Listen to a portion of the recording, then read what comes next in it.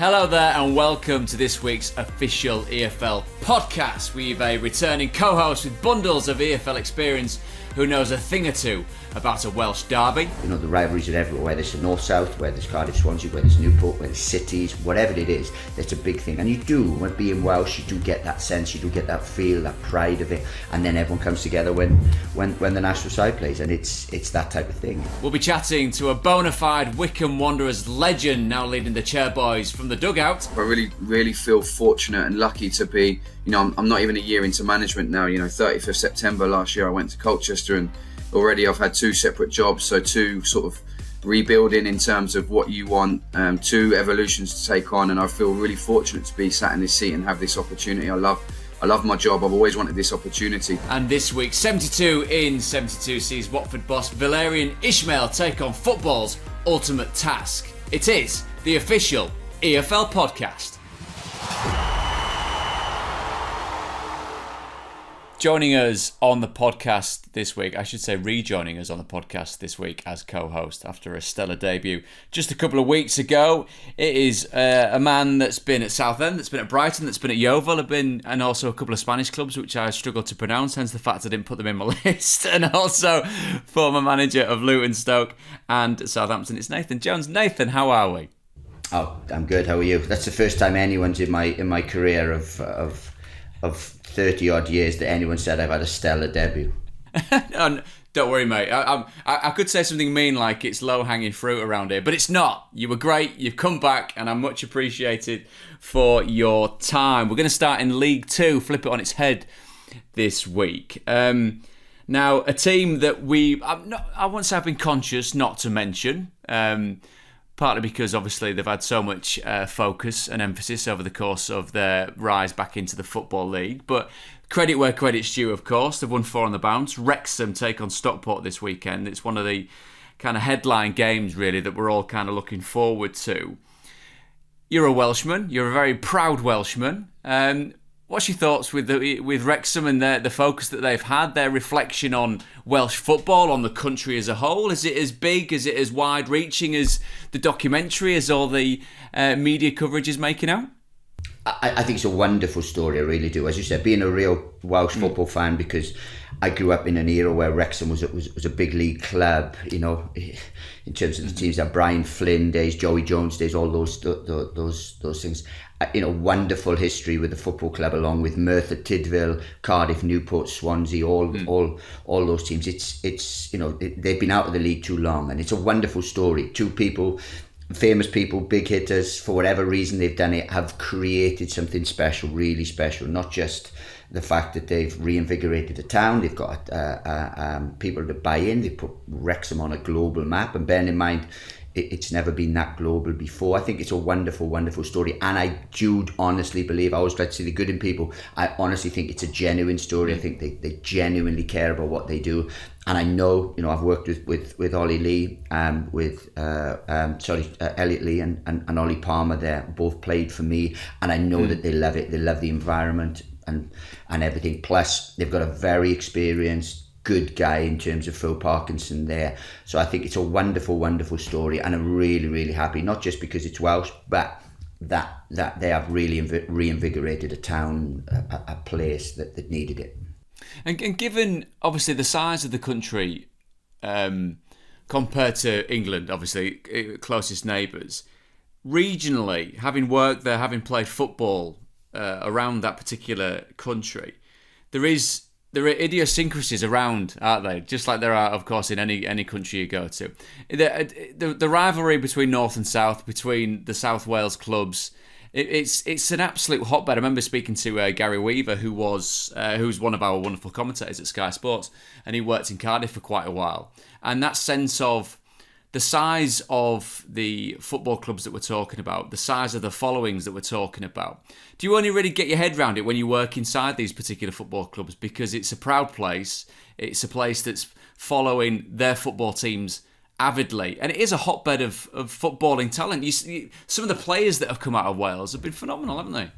Oh, absolutely. It's a massive, massive rivalry. I was fortunate enough to be at the game the other night, Cardiff-Swansea, for example. And that has been, over the years, a real vicious rivalry and a real, I don't mean that in a real negative way. I mean that in the best footballing sense in terms of some of the games they've had there. But then when I was growing up, Wrexham would have, north to south divide there. Even when Newport played Merthyr, and then there was the Welsh Cup. Then the Welsh Cup, then you could, get into Europe, and teams like Merthyr played Atalanta in 1987 and took those to 2 games because it was, there wasn't a group game and everything. Just wonderful history amongst the Welsh, the Welsh teams. But there is that, the north-south divide, but they're everywhere. The rivalries are everywhere. Whether it's the north-south, whether it's Cardiff, Swansea, whether it's Newport, whether it's cities, whatever it is, that's a big thing. And you do, when being Welsh, you do get that sense, you do get that feel, that pride of it, and then everyone comes together when the national side plays, and it's that type of thing. Similar to Liverpool, Everton, you go Arsenal, Tottenham, wherever you do, but when England comes, you see them all mixing, and it's that real healthy rivalry that Wales needs. It's exactly what football is all about, of course. Top of the table in League Two, Gillingham, Notts County behind them. Swindon, as I said, Wrexham in 4th. They've won 4 on the bounce. And as we mentioned, Stockport in 13th at the moment. They're unbeaten in 3. It feels like they're rolling into the type of form that we presumed would be the case for a team that got to the playoffs last season. Right, into League One, and stick around, we've got Matt Bloomfield, the Wycombe Wanderers boss, joining us later on in the podcast. The Chairboys, again, another team that seems to be going through the gears and hitting some form off form. Another team in that similar vein, Portsmouth, hit the top of League One for the first time in over a year, which as a stat, Nathan, does surprise me, but I suppose the lazy opinion on Portsmouth, if you are an outsider looking in, is big club in the wrong division, should be doing well, but as we know, in reality, it's not that easy, is it? No, it never is, but let's say it's a big club, wonderful fan base. I've been there in League Two, been there in League One, played against them in the Championship and stuff, and it's the same, pretty much same numbers, whichever division they're in, same vociferous support. And it's a wonderful atmosphere. The ground, tight ground, real good footballing, stadium, and it's good to see them back. Obviously, shouldn't quite say that as an ex-Southampton manager, but it is. It's a big club, but it is. It's good to see them. They're a good football club. You'd like to see those with the fan base, with everything they've been through and so on, back in the higher divisions, and this may be the year. They've changed. They've had a few managers. Kenny Jackie done well there, and I know Kenny very well. Obviously, Danny went in later, and now John is similar, I think, to Matty Bloomfield in terms of a real good, had a real good career, being a leader, PFA rep in terms of stuff that he'd been a real logical choice. Now taking that into management and had a good finish. When he took over, had a real uplift in the football club, and now has continued that, and now they're top of the league. So I think it's a real good story unfolding there down on the south coast. Climbing to the summit after beating Barnsley, Devante Cole, another player that's amongst the goals, of course, for the Tykes. Keep a keen eye on him. It certainly does run in the family, doesn't it, with his goal-scoring prowess. But now being turning over Port Vale, a Port Vale side that sit 3rd in League One under Andy Crosby. It's a Burton side that are in the relegation places. Reading the manager's comments after the game, I mean, it strikes me potentially, Nathan, if you've had a good start to a season, a little hiccup like this, does that serve as a bit of a reality check, with the greatest respect to a Burton? Because given their statistical placings, you'd presume a team in Port Vale full of confidence would turn over Burton, wouldn't you?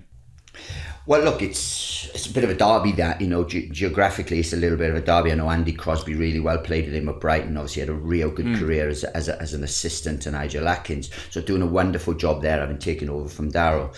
Obviously Dino at Burton, I don't want to be disrespectful in any way in terms of saying that, but because Nigel done a fantastic job, they got him to the Championship, that's when they believe they should be in terms of that. But in terms of the size of the club, in terms of how well the club's run, because I know it's a very, very well run club, then you'd think that a reality check might, not a reality check, but just a little bit of perspective, or where they really should be. But a wonderful win away at Port Vale. It's a very difficult place to go, for lots and lots of reasons. Massive pitch.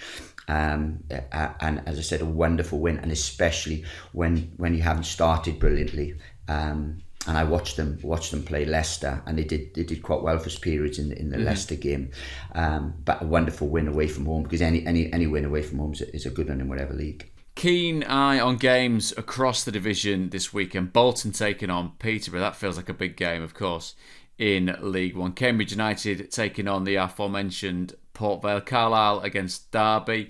Charlton take on Wycombe. As I said, Matt Bloomfield coming your way later on in the podcast. Right, into the Championship we now go. It was a busy midweek, a full round of fixtures in midweek. Some surprising results, some ones that have gone specifically to form. Preston North End, top of the Championship. We had Ryan Lowe on the other week on the podcast and managed to get a word in edgeways. You'll be very surprised to know, Nathan. I was going to say, I thought you might need longer than an hour. The job that he's doing, I mean, you've got obviously Leicester hot on the heels after their wonderful performances against both Southampton and Norwich City away. But the job that Ryan's doing, he played it down. He's very magnanimous. One game as it comes after the international break. Is it a Preston? I mean, and of course they won the game without the services of Will Keane, and a player that's obviously going to come back and light up the pitch as he has done so far at Deepdale. Just a little touch on the job that Ryan's doing and Preston are doing, and can we see them there lasting the course? Look, absolutely. I think there's a lot of sides have been looking at recent years and thinking, look, we can get in there. Now, they had a wonderful start last year, Preston. You know, if you remember, I think they kept 7 clean sheets in the first 7 games. They were really difficult to beat. They were right up there.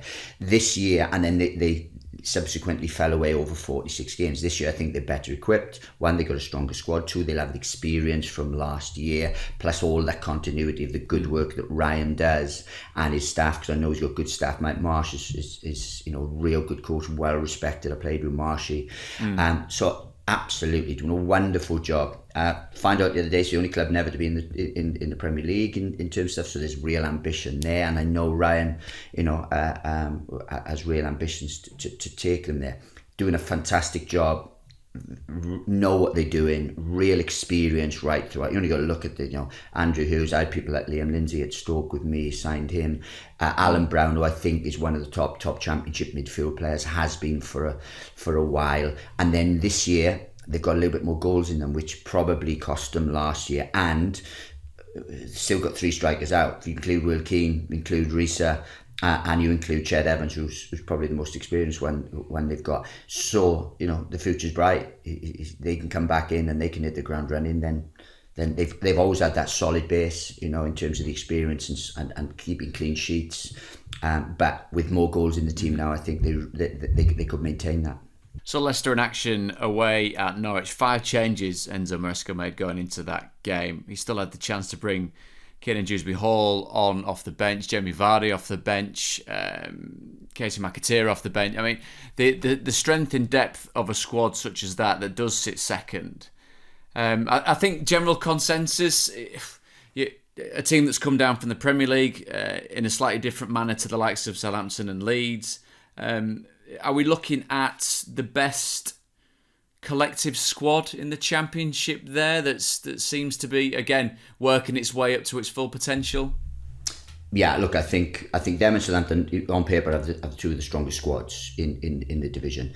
I won't obviously comment on Southampton, but in terms of Leicester, I think 2 things. Yeah, there'd be expectation because of the strength of the squad and because of what they got. But what I think the managers come in, really had a big impact on players, on the style, leading on from what Brendan had already laid there with the majority of them. But I think the big thing they've got there, one, they've recruited very, very well in terms of things like Mavididi, who's an excellent signing. But then they have stellar characters there. I know 7 or 8 of those players there, personally, in terms of that, and they look at the squad. At times when teams come down from the Premier League, they get that hangover because some think that they're too good to be in the division, they think they're going to cruise it, and then they get shocked by the level. There's not there. Keenan Dewsbury-Hall, for example, Chowdhury, James Justin have all played at the level. Jamie Vardy, where he's played for England, he's been a fantastic Premier League player. He came from non-league, came from Fleetwood, realises what it's like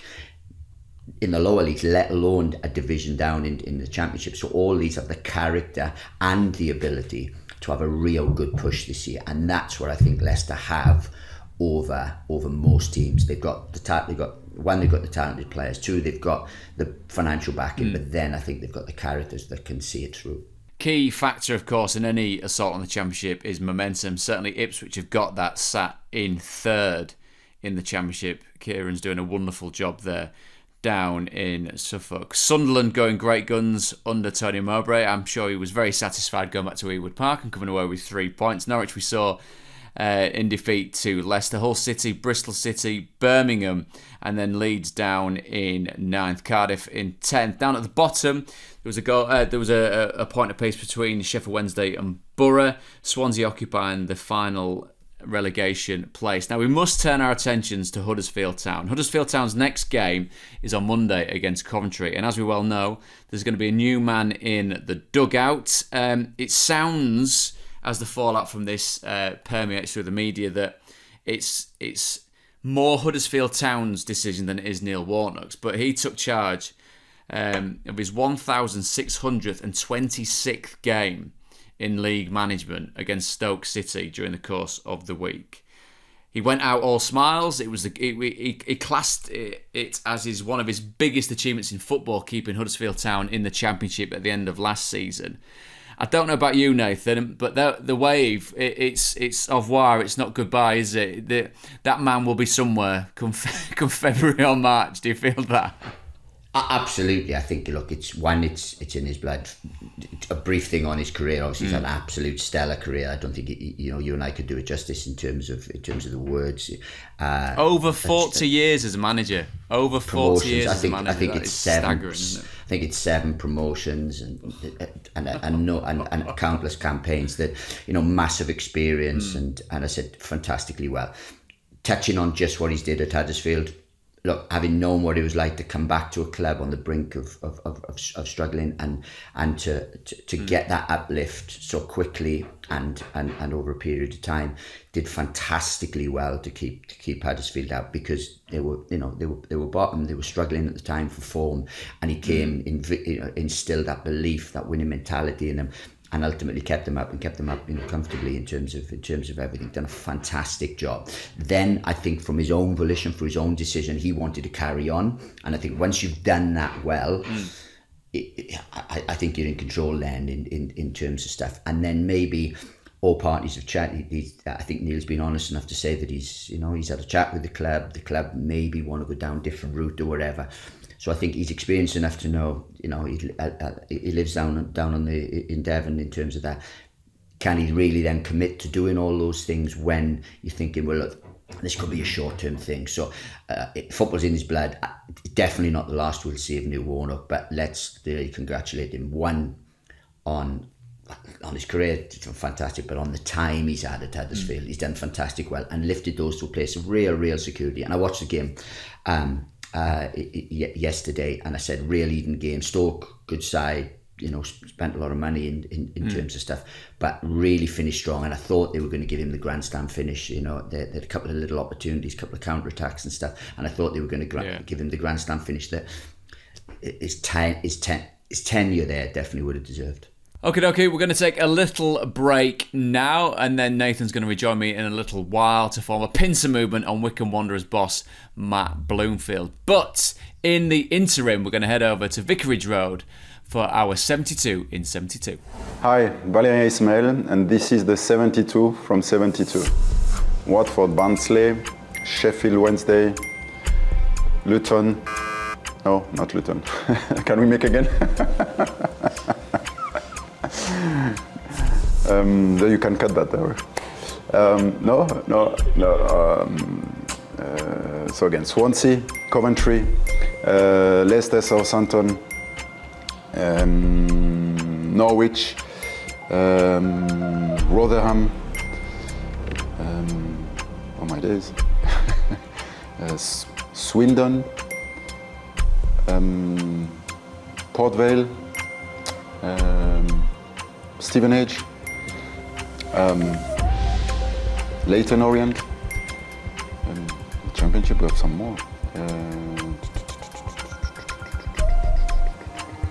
Birmingham, West Brom, Leeds, Blackburn, Plymouth, Millwall,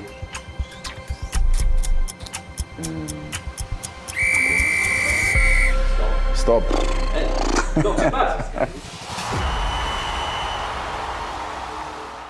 So the general consensus being on the 72 in 72, it's not as easy as it sounds. Here's how we stand a few weeks into the season. Matt Smith leading the way at the top. John Coleman in second with 26. Mark Albrighton is there on 24. Liam Rosenior just behind him on 23. Valerian Ismael sandwiched somewhere in the middle on 19. Gary Rower 18. Stuart Dallas 17. And unfortunately Aaron Ramsey propping up the table with 13.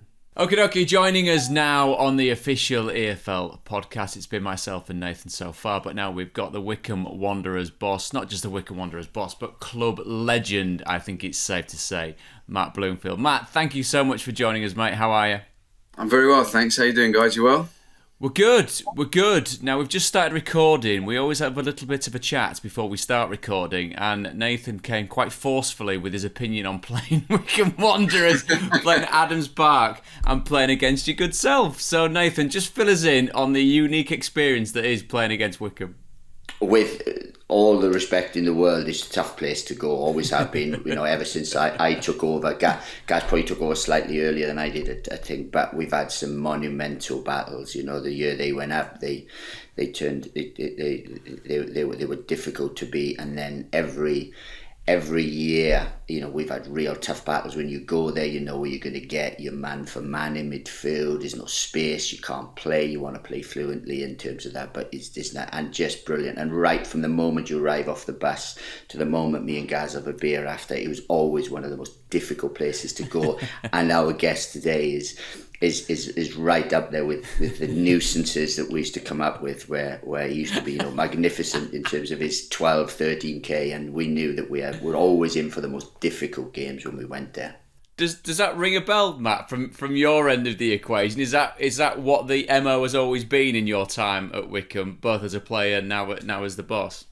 Yeah, I think it evolved to that. I guess it was certainly a rivalry that we had with Luton over a few years, where both teams were competing to try and get out at the top of the league, and it almost provided with really unique games each season. And it's really interesting to hear opposition views, and obviously we came up against Nathan's teams quite a bit, and it's really interesting to hear that we pride ourselves on our togetherness and our work rate. Obviously, it's what Gaz stands for and what he stands for. And as a football club, I think it's come synonymous with who we are. And it's one of the things I've tried to keep, because, with a change of management, especially after someone leaving after such a long period of time, there's inevitably change and evolution. But I still wanted to retain those core values of who we are as a football club. And I think that's certainly one of the things we want to retain, is that, people don't enjoy coming to Adams Park. We make it tough, and we want to make sure we're in your faces and playing on the front foot. So I hope that in years to come, people will say that about my teams as much as people have said that about Gaz's team. I'm interested in that dynamic, because for such a long period of time, and it always struck me as, I was going to say lazy journalism, but I'm going to ask you a similar question and then move on, if that's okay. That shadow, Gareth Ainsworth, we all know him, we all love him to bits. He's such a wonderful, unique human being. Was at that wonderful football club for such a long period of time. And it was very much made in his image, a former teammate of yours, a former roommate of yours, a former boss of yours. So that was there. That stands for posterity. At some stage, it moves on. Gaz moves on. The Matt Bloomfield era begins. How much do you take of that, learning from a man such as that? But then for the longevity of your career, it needs to have your blueprint, Matt, doesn't it? It needs to be your team, your football club. How do you appreciate what's gone before with stepping forward as well? Yeah, I think first and foremost, I always told Gaz that I would never try and follow him, because I felt like it was a real tough task to follow someone who's had continued success for 10 years. Seemed like a ridiculous idea. I think the best thing I did was take the opportunity to go to Colchester for 5 months, and really, one, prove to myself and those around me that I knew that I could do this job, but I wanted to go and stand on my own 2 feet. I didn't want to get be sat in this seat off the back of any kind of the fact that I've been here, or loyalty, and been in the place for too long. I wanted to make sure I went out and proved to myself and the owners that I was ready to take this job. And I guess it's everything I say is with the utmost respect to Gaz and the area that I played in, because I loved every moment of it. But there has to be change, and I have to make sure that this team now represents me and who I am and my staff now. So inevitably that does come with change, but it's about taking what you believe was right and trying to mould the bits that you want to slightly change. And we're trying to do that. We had to have a big overhaul of the playing squad over the summer because of contract lengths and the age of the squad, a couple of injuries that we'd been carrying. And I think there was probably more change that happened than I kind of envisaged going into the summer. But off the back of that was a real freshness of the group, a real freshness of the squad. I changed office at the changing ground. We redecorated a little bit because I wanted there to be a fresh feeling about the place, because it was a new era, and it's now my era and our era. And whilst I loved every moment of playing for Gaz, he's moved on to a new job, and we need to make sure that as a football club we're ready to move forward as well. Two things stand out for me really with Matt when he got the job. One, I totally agree that time that you went to Colchester and stuff would have, because nothing prepares you for being a manager until you're a manager. Like wherever, where respect you are a captain, a leader, or whatever, until you are the decision maker, until you are the one on the front line, nothing prepares you. And then from the outside looking at it, it was the most logical appointment. Gaz had done wonderfully well. It's a special club, special environment, created on something, not financial based in any way. And to continue that and to continue every good thing, it really did take someone who knew it, someone that, was brought up in it, someone that embraced it, and someone was a big part of it. And I thought, just personally, as soon as I heard that appointment, I thought, what a really good logical appointment. Yeah, I think that, we really actually felt we were onto something special at Colchester. We had just got my first manager of the month. We'd won 5 away games in a row. We felt like we were onto something good, and by no means was I looking to leave. Absolutely not. We really enjoyed our time there. But as soon as the call came from Rob, I was given permission to speak to Rob about coming back. It just made sense. I must admit, the end of last season was really tough, emotionally and psychologically, trying to take over a group that was so moulded in one manager and trying to put your own stamp on it whilst trying to keep the continuity. That was a tough period of time. But like you say, Nathan, I really believed in the opportunity that Rob was giving me. I love this place. I love the supporters. I love the fact that we stand for stuff. We stand for the morals and the values that we live our lives by, and the way we conduct ourselves. And, I was really energised and enthusiastic and couldn't wait to come back and get on with that job. And obviously, every day I wake up in Suffolk and set the early alarm, get in the car and meet the coaching staff on the way. And we just talk shop the whole way in, and we love what we're doing, and we really hope we can do a good job here. So the here and now being off the back of the end of last season, Matt, flirting obviously with the playoff places, not quite making it, moving into this. You talk about the change in personnel and some of the old boys sticking around as well, the likes of Joe Jacobson and Sam Boakes, and bringing newer players in such as Freddie Potts on loan from West Ham. The chemistry that you've got at the moment, currently sat where you are, 9th in Sky Bet League One. It seems, like you said, there's been a change of personnel in the summer, but you've had a chance to, whether it is bringing a new player in here or there, or reaffirming what you want from the more elder statesmen in the squad. Is the chemistry just right for you at the moment? Are you getting or building towards getting the max out of these players? Yeah, I don't think any evolution is linear. There's going to be bumps along the roads. There's going to be highs and lows. I think the first 2 league games of the season certainly showed how tough this league is. But we knew that we had a really bitty pre-season. We had a lot of injuries. Some of the younger boys you mentioned there who we joined on loan came late in pre-season, so we were very disjointed at the start of the season. And the reason we did our recruitment as we did was a couple of things. I had a long chat with the owner over the summer, and we've been chasing the championship since we've been out of it, and we wanted to make sure we lived our lives here within the means that we possibly could as a football club. We don't have the biggest attendance. We don't, we have to live within our means. And my care and love for this football club means that I would always put the club first and foremost in that. So we had agreement off the back of that. And the recruitment over the summer was to complement the senior players we already had. I really felt that the boys that we already had here, you're talking about Vokesy, GMAC, JJ, Jack Grimmer, David Wheeler, these guys are just, they're just incredible people, first and foremost. I love them to bits. They're absolutely great, and they've got so much to give. But we really felt as a coaching staff that to complement those boys was to bring in some younger legs around them. Don't worry. That is Nathan Jones's faithful assistant. That's not the noise that Jonesy makes when he gets excited. Thinking about those games against Gaz again. Yeah, that's Paul Hart. That is. He just wants. He just has to get out. Yeah, no. So we just felt that we needed to, add that sort of younger energy and enthusiasm around the seniority of the knowledge and the experience we have here. And we felt that if we could do that, we could have a really, cohesive group that complemented each other. So, two things to probably mention is one, it's certainly not out with the old, in with the new. It's absolutely not that. But it's just about trying to be as clever as we could with our recruitment over the summer to get a group that we really felt. League One is a running league. It's a really mobile, fit league, and we really felt that we wanted to have the young enthusiasm around the know-how and the knowledge that we have already in the building, and we're trying to strike that balance as much as we possibly can. Matt, the way you talk about Wycombe, it's a wonderful thing to listen to. The genuine love and affection that you've got for a place it's been mutually beneficial, professionally, of course. You've both got a lot out of each other over the course of your respective time there in your career. I'm intrigued. Is there anything?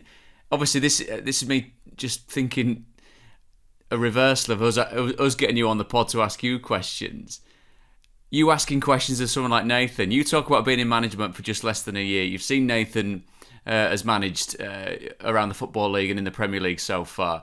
If we had someone else on who's been in the game for 20 years as a manager, I'm sure Nathan's got questions for a manager such as that. It really does intrigue me, because sitting this side of the fence and not really having the nerve all the time to go into coaching and management and just playing a bit safe, to be honest, and being able to spend time with lovely fellas like yourselves, I'm so intrigued, because this managerial career, it'll have its ups, it'll have its downs. I mean, I'll come to you first, Nathan. Any words of wisdom to bestow upon Matt early doors in this? Any pitfalls to look out for? Because as you quite rightly say, you only learn about management when you become a manager. You can do your badges, you can do all your training, you can see everything, you can garner all your experience. But until you're stood there on the dugout taking everything, you don't know what it is, do you? No, we don't. Look, ironically, we got in touch with each other actually when Matt got the job, and we got good people in common and things. I mean, first thing, look, your family life and your sleep suffers when you're a manager. Those are the two things really that you do. From being a player, Matt's nodding along knowingly. Yeah, when you get your 8-9 hours a day, your little afternoon sleeps and stuff like that. Look, that kind of lifestyle goes out the window. But it's something that someone like Matt has been a leader, so it was a natural progression for him. But look, there are certain things you can do. I met good people. I met Sam Allardyce. I met people like that, and gleaned from those, Tony Pulis and things. Managers who've been in the game with longevity. I got Paul Hart close to me, so it was real big help to me. But Matt's doing a great job. He's had a real good start. Obviously, it's been a meteoric rise in terms of getting a job and then getting a job quickly from there, but he would have earned that opportunity. One thing you have to do is, one, enjoy it, two, stick to your principles, and then it's just finding a way to handle the pressure and everything, because it consumes your life. It changes your life, but it consumes your life every day. As I said, nice little journey in with your staff and things like that. All day then you're there. If you can find that work balance and stuff, because I didn't have it when I started. I wasn't at 14 hours a day, no work balance, no family life, just dedicated, tunnel vision to try and get there. And right up to even now till I left Southampton, and it's only now that I'm getting a real perspective on family life, on certain things I can do, on looking after my own health and stuff like that, by running and doing all those things. And you have to have that balance. It's just when you're in it, when you're consumed by it, when it's results based, when you are driven, and when you want to just drive a group of people on, it's difficult to do that. Yeah, difficult stroke impossible. I think it's I get up at 4:15, leave Suffolk and get in and work and get here and work, because wow. I just think that, well, one, we want to avoid the M25 at peak time. That's one of the main reasons. But I think when something means as much to you as this opportunity does to me, and Nathan, the way he speaks, one of the reasons I reached out through a mutual friend to Nathan is I've always admired his teams and loved the battle against them, and how Nathan built a career, with Luton, and really kind of built a persona and a career where you can go on and take big jobs. And that's one of the reasons, as soon as I got the Colchester job, I reached out and just said, he's someone who I wanted to speak to. So it's ironic that Nathan's on the podcast, because it's someone who I wanted to reach out to and go, how did you do it? Why did you do it? And what steps can you help me with to go on the same, a similar career path? Because, we're all ambitious people. We want to be successful, and we want to make sure that we, can provide for our families. My wife and girls mean the world to me. And one of the opportunities of this job is to try and provide a better future for them. So, I think that it's all part of the bigger picture of what drives you every single morning to get up. First and foremost, it's, I want to provide the best sporting environment that these boys could possibly be in. That's my driver, the cultural, the philosophy based, the way we play, the way we give them information, the way they're, the training, all of it. If I can give them or provide with my staff the best footballing environment they can have, then I believe that success comes off the back of it. So they're your drivers, and they get you up and they get you feeling alive and ready to go to work. So it's interesting, and I find it fascinating listening to Nathan, because anytime you hear him interviewed or on a podcast, he speaks with that passion, and I just love it. Plus he's got the happy little dog as well at his feet to make sure that it keeps us all on our toes. So it's amazing to hear, and this is, like I said, this is a real treat of my job, that kind of fraternal, because as you say, there's only a finite amount of jobs out there, Matt, and there's many a manager that we speak to, and managers that aren't in jobs are just in between jobs. That's the way I've found it, and that's kind of, it gives, as Nathan's spoken about, maybe that work-life balance which you take then into the next job that you get. And Matt, I presume the challenge to you is to stick to those principles as the seasons roll on, as the games come thick and fast, as the ups and downs come your way with regards to potentially how Wycombe get on at the end of this season. Let's just turn it back to Wycombe to finish off, and this season in particular. Given that disappointment about missing out on the playoffs, is that, as a group, as a collective, your baseline, what you want, at least the playoffs come the end of the season? Yeah, I'm not really the guy that comes and makes public kind of predictions or anything like that. I'm going to have to be really boring on this one, I'm afraid, Prutts. I think that, as I said earlier on, as a football club, we have to make sure that, first and foremost, the club's in the healthiest position it could possibly be. We had to make sure that we recruited the best we possibly can. We're really proud of the job we did over the summer in terms of the recruitment. We've got some top young players here on loan that we're really grateful to have from some Premier League clubs. Couple that in with a couple of our own young players and those senior boys. We're really pleased to have the group. It's how quickly we can make sure the group comes together as a strong unit. We're really pleased with the work we've done so far, but we've got a really tough game at Charlton on Saturday that, Michael Appleton's, obviously a really experienced manager who's done a great job over a number of years. So we just have to literally just take one step at a time. My first ambition was to get to a year in management. I'm nearly there. Then it'll be to complete a full season. So, I think you have to set yourself little targets day by day. And as a group, we want to be getting better. In-house, we have our own hopes and ambitions, but we don't believe that the right way as a group is to make that too public at this time. And we just approach every game and see where the season takes us. We really hope that we can have an exciting time this year.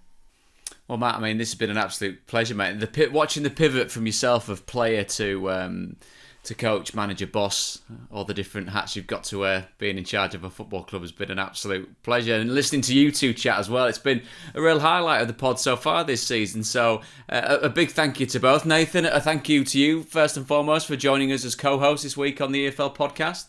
No worries, Prutts. Good to be here. And Matt, all the best on the weekend. I'm actually contemplating your game, so I could actually be there. Gents, lovely stuff. A pleasure. Thanks for having me on, guys. Appreciate it. Thank you.